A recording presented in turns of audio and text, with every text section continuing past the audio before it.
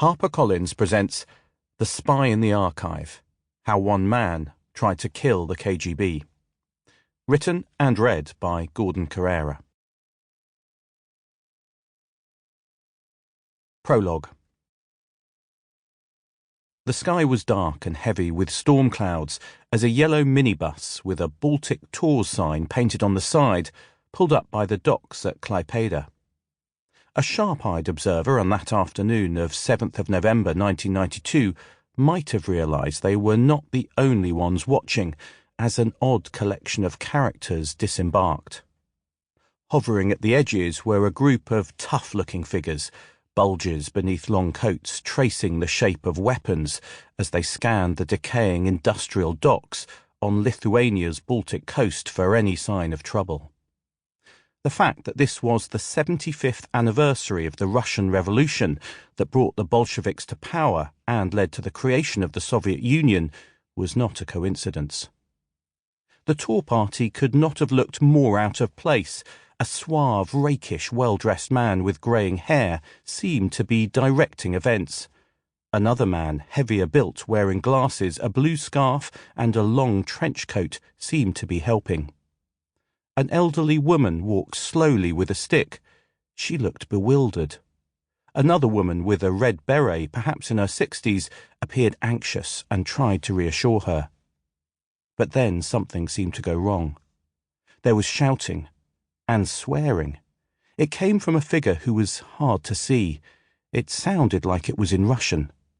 A lie had been uncovered, and a life turned upside down. The man in charge was remonstrating with his heavy-built comrade who seemed momentarily lost, unsure what to do. The suave man shouted something, and the heavy-built man raised a fist. It came down hard. Next, what looked to be the limp body of a younger man was slung over a shoulder and carried up a gangway onto a waiting boat. The fact this looked more than a little like an abduction was precisely what worried some in the British Secret Service. It was just one reason among many why it was decided at the very highest level not to talk about exactly what transpired that day. A cloak of secrecy and misdirection would be thrown over events that would last for decades. That was despite the fact what had transpired in Klaipeda would change the world. At that moment in homes from South London to suburban Maryland, from Paris to New Delhi, Rome to Sydney, thousands of people were unaware that the sands of time on their lives of secrecy and betrayal had just run out. Ghosts of the Cold War were emerging from the grave. But there was more than just history. Almost everyone believed that conflict was now over. Yet there were a few who could see that the danger had not passed and would return. There was one other figure in the tour party. Watching events unfold, a wiry older man was the calm centre of a storm. He did not appear anxious or nervous, those who were there remember, not even as the limp body of a man was slung over a shoulder. Instead he stood erect and still, his eyes intense. He looked younger than the 70 years he had lived. For him, the steps from the minibus to the waiting boat might be dangerous, but they represented the culmination of his life's journey. He carried with him a warning that he believed the world needed to hear, and a weapon with which to do battle against his foe. The importance of his warning would be missed by almost everybody, and his weapon would draw blood, but not deal a mortal blow.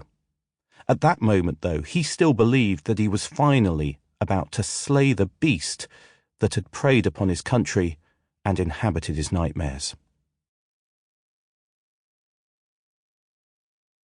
Chapter 1. The Walk-In. 6 months earlier, Vilnius, Lithuania, March 1992. Over many years, the old man, spry with grey hair, had learned to suppress his inner rage and replace it with an outward blank demeanour. Appearing unimpressive and uninteresting had served him well, and that day he was counting on it to keep him alive. He had dressed down for the occasion. Those who met him say he looked almost like a tramp. The look he was actually trying for was that of a poor Russian peasant.